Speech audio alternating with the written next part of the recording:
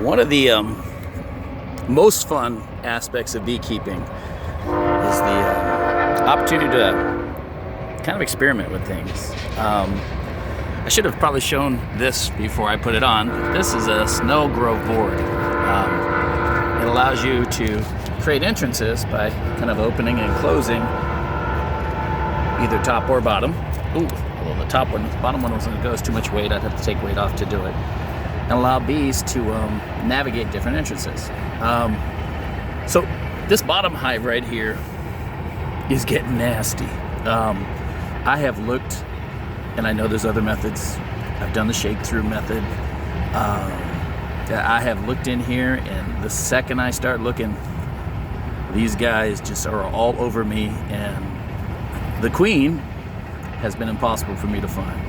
It's been a month of me going in here and out of here, and they're growing and growing and getting meaner and meaner. They're on me the second I open this thing up. So what I've done is I'm experimenting. I'm trying another way of requeening.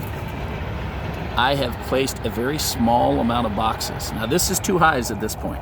Everything below here is my original hive. Everything up here is a very small hive I started a couple weeks ago. And I mean really small. They're 1 frame. So I put them up here, and what I'm going to do is I'm going to bleed bees up. Right there I've blocked off the bottom entrance, and up here I've given them a top entrance. And you can see right now they're starting to go in and out of that top entrance as we speak, right? They can't get into the top hive. They can only get in and out of their hive. And they're finding that entrance. They're crawling up from the bottom. They're going in that top entrance. Now, I've also given my hive up here a top entrance. So next week, I'm going to come back and I'm going to close that top entrance. And let me see if you can see it. Right above that entrance is another entrance that I will open up. Now, what's going to happen is all those returning bees, they'll go back into the box I placed on top. So there's some discrepancy about how much will move. And I believe that's why it's an experiment. That if I leave that top entrance open and close the bottom entrance for about a week, about 90% of my bees will come back up, and they'll wrap around the new queen. Since the hive smells like the new queen, and they were just, all they were doing, those bees were out there gathering nectar, getting resources. I have never had them kill a queen when they come out of another hive. Now I'll show you my old way of doing it, and it's probably still a good way, but I knew moving these guys at night wouldn't be too bad, but I wanted to try this new thing. What I used to do is I'd put my new hive right there where that nook is. I'd let them sit there for a week. Then I'd take this hive and I'd switch spots. This hive would go there, that hive would go here. And what would happen is pretty much the entire population of the beehive would switch, all right? So if I had a bunch of mean bees here, when I moved my new nice queen over there, right, all the mean bees would fly out of their new spot and go back into this hive. And I mean pretty much all of them.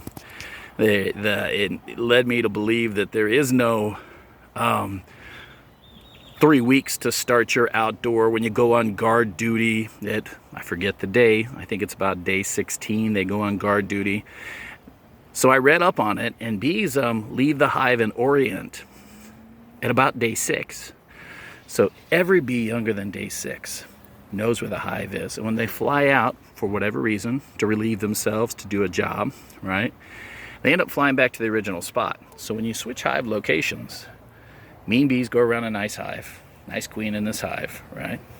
And when that bee those come over here, all the nice bees that were in this hive wrap around the mean queen, making it so much easier to find her.